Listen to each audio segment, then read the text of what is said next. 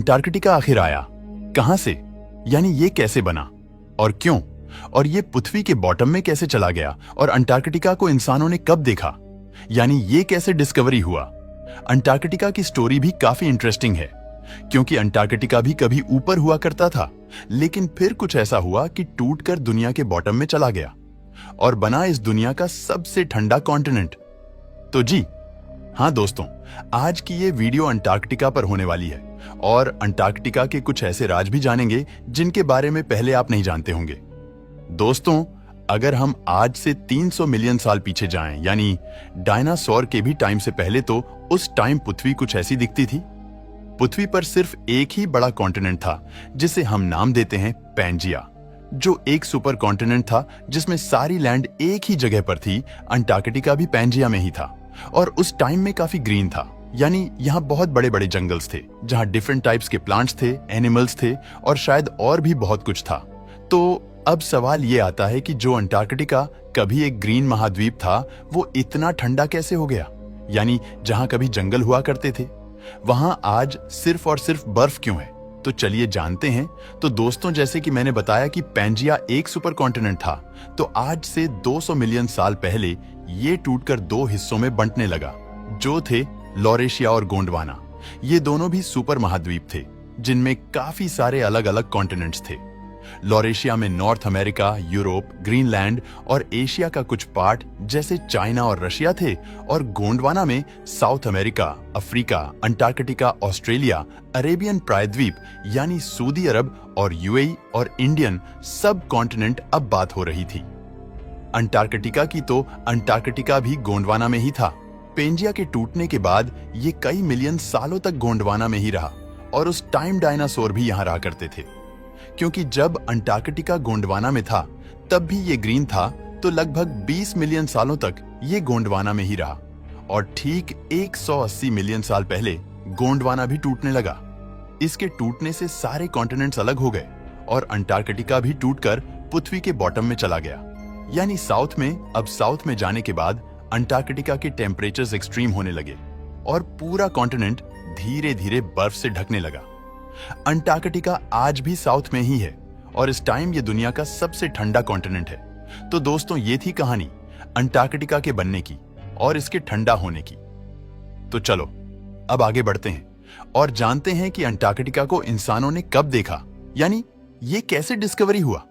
दोस्तों, वैसे तो अंटार्कटिका कई मिलियन सालों पहले ही बन चुका था, बट इंसानों ने इसे बहुत लेट देखा। अंटार्कटिका सिर्फ 200 साल पहले ही, यानी 1820 में डिस्कवरी हुआ, और ये बहुत ही शॉकिंग बात है।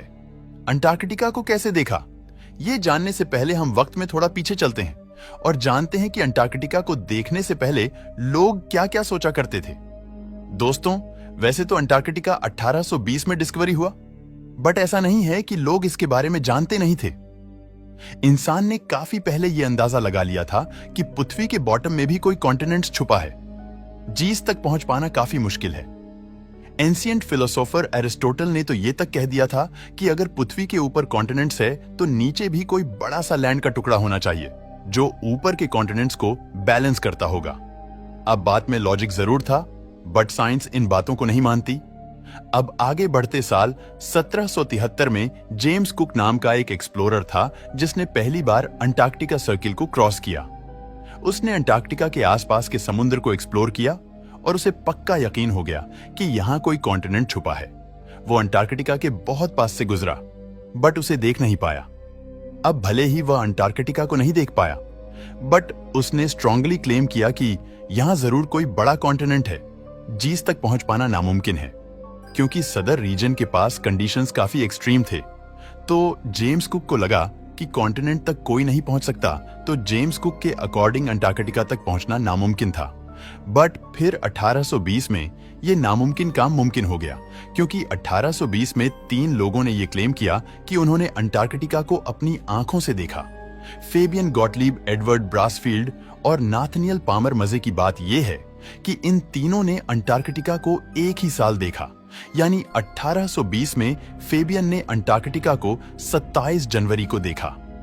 एडवर्ड ने उसके 3 दिन बाद यानी 30 जनवरी को देखा और नाथनियल ने थोड़ा लेट देखा, यानी नवंबर में अब इन तीनों के अकॉर्डिंग इन्होंने अंटार्कटिका देखा। जरूर था, बट इनमें से कोई भी वहां लैंड नहीं कर पाया क्योंकि साउथर्न ओशन में कंडीशंस वैसी एक्सट्रीम होती हैं और सोने पे सुहागा। ये था कि अंटार्कटिका के इर्द गिर्द बड़ी बड़ी आइस शेलवेस हैं जो कि कई कई किलोमीटर्स थिक होती हैं। अब ना तो उस टाइम के जहाज आइस को तोड़ पाते थे और ना ही इन एक्सप्लोरर्स को कोई आइडिया था कि इन्हें ये सब देखने को मिलेगा। तो अगर ये लोग वहां उतर भी जाते तो ये मर भी सकते थे क्योंकि अंटार्कटिका के बारे में ये कुछ नहीं जानते थे और इसलिए ये बस अंटार्कटिका को देखकर वापस आ गए और इसे नाम दिया गया। अंटार्कटिका एंटी आर्कटिक यानी आर्कटिक का ऑपोजिट, क्योंकि अर्थ के ऊपर वाले एरिया को हम आर्कटिक कहते हैं तो नीचे वाला एरिया उसका ऑपोजिट हुआ, इसीलिए हमने उसे नाम दिया अंटार्कटिका। तो अंटार्कटिका अब डिस्कवरी हो चुका था, इसका नाम भी रखा जा चुका था, तो अब बारी थी इस पर लैंड करने की। दोस्तों, अब अंटार्कटिका पर लैंड होने की स्टोरी भी काफी इंटरेस्टिंग है क्योंकि अंटार्कटिका दुनिया का सबसे ठंडा कॉन्टिनेंट है। तो यहां लैंड होने का मतलब था मौत को दावत देना और ये खौफ खत्म किया। इस आदमी ने इसका नाम कार्स्टन बोर्चग्रेविंग का और ये एक नॉर्वेजियन एक्सप्लोरर था। ये बंदा 1895 में छोटी सी बोट पर अंटार्कटिका जाता है और वहां अपनी टीम के साथ लैंड होकर कुछ घंटे रुकता है। फिर ये वहां के कुछ स्टोन्स वगैरह कलेक्ट करके ले आता है ताकि ये प्रूफ दे सके कि ये वाकई अंटार्कटिका पर उतरा था।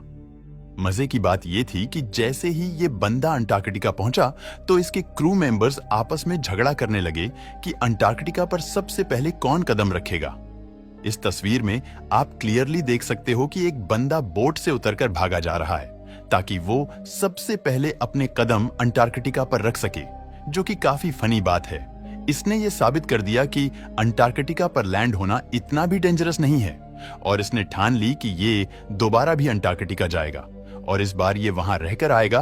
तो 1895 में अंटार्कटिका पर लैंड होने वाला पहला इंसान बना और उसके ठीक 4 साल बाद यानी 1899 में ये फिर से अंटार्कटिका गया और इस बार ये वहां पूरा 1 साल रुका।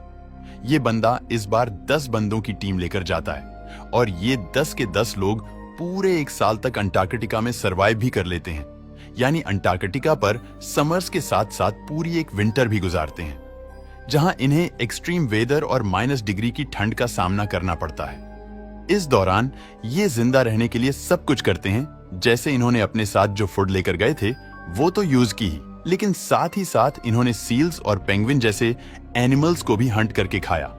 भले ही एक छोटी सी टीम थी, बट ये अपने डिसिप्लिन्ड होने की वजह से अंटार्कटिका पर जिंदा बच गए और वे पहले इंसान बने जिन्होंने न सिर्फ अंटार्कटिका पर सरवाइव किया बल्कि वहां साइंटिफिक डिस्कवरीज भी की।